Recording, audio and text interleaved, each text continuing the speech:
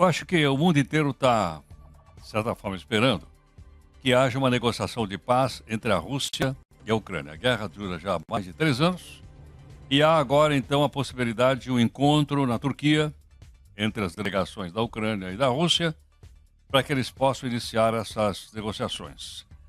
Se isso vai à frente ou não, se lá vão estar presentes o Putin e o Zelensky, são coisas que todos perguntam. Para a gente ter uma ideia dessa situação internacional, está aqui conosco o professor de Relações Internacionais da Universidade Federal Fluminense e pesquisador da Harvard, professor Vitério Brustolin. Professor Vitério, muito obrigado aqui por atender aqui o Jornal Nova Brasil.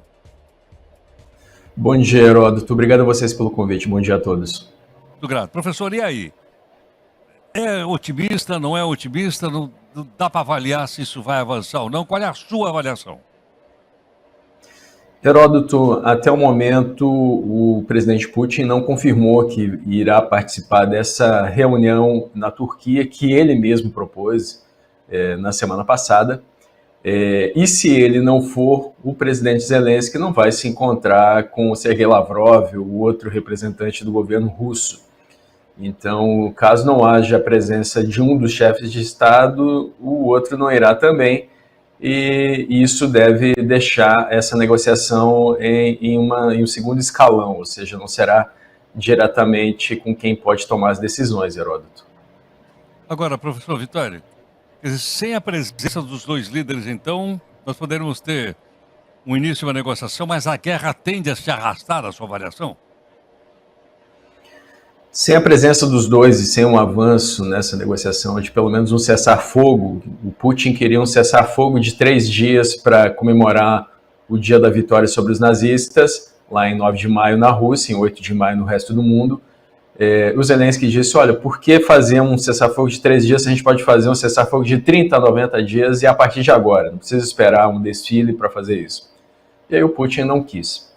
E aí a União Europeia, por conta da recusa do Putin de fazer um cessar-fogo, aprovou ontem, Heródoto, um novo pacote de sanções contra a Rússia, é o 17º pacote.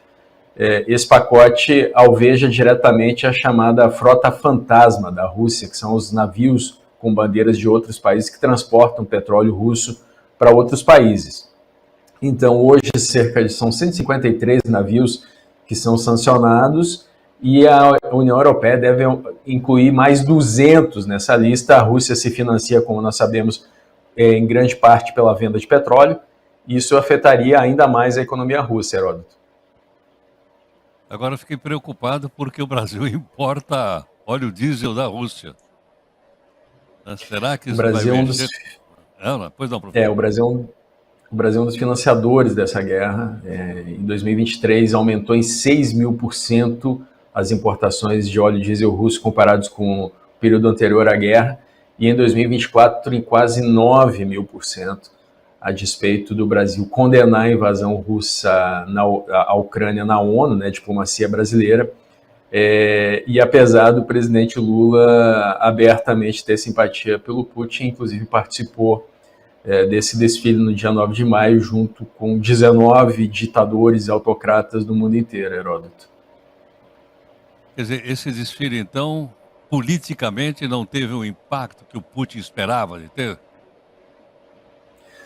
O Putin se beneficiou desse desfile, né? Ele conseguiu reunir no entorno dele líderes que o apreciam, né? Então, por exemplo, Maduro, da Venezuela, ditadores de Cuba, de outros países, mas mesmo dos países do BRICS, foram enviados apenas representantes para aquele evento, a Índia, por exemplo, a África do Sul.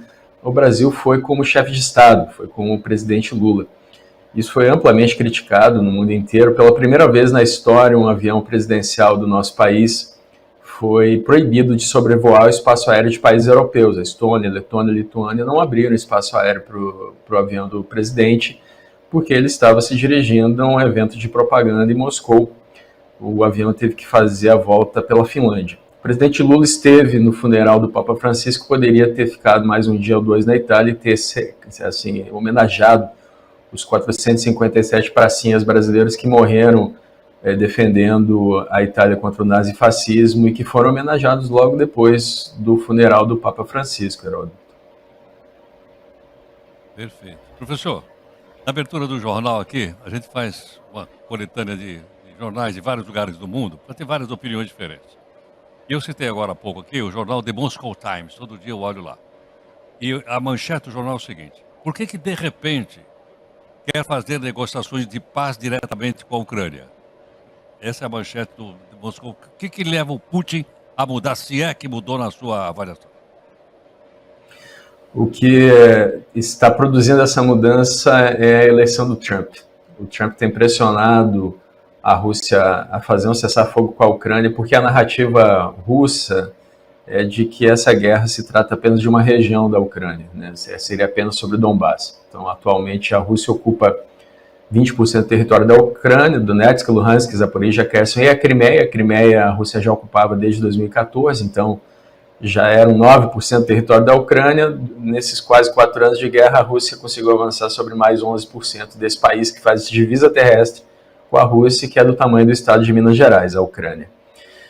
O que acontece é que, na verdade, o que está sendo demonstrado é que essa guerra não é só sobre um pedaço da Ucrânia, é sobre toda a Ucrânia. O que o Putin quer é que a Ucrânia se transforme num estado fantoche, como é Belarus, por exemplo, e que, sendo sobre toda a Ucrânia, essa também é uma guerra que envolve toda a Europa, porque o plano do Putin, abertamente, dito por ele várias vezes, é de reconstituição do poder da antiga União Soviética ou do Império Russo. Ele, inclusive, publicou um artigo no site do Kremlin 6 meses antes de invadir a Ucrânia, dizendo que não reconhece a Ucrânia como país. Então, a questão é que o Putin não tem interesse em negociar a paz, porque o interesse dele é totalitarista, é sobre invasão de outros territórios que vão além desse pedaço que hoje ele ocupa na Ucrânia, Heródoto. Professor, outros países europeus temem uma agressão por parte da Rússia? Por exemplo, a Polônia?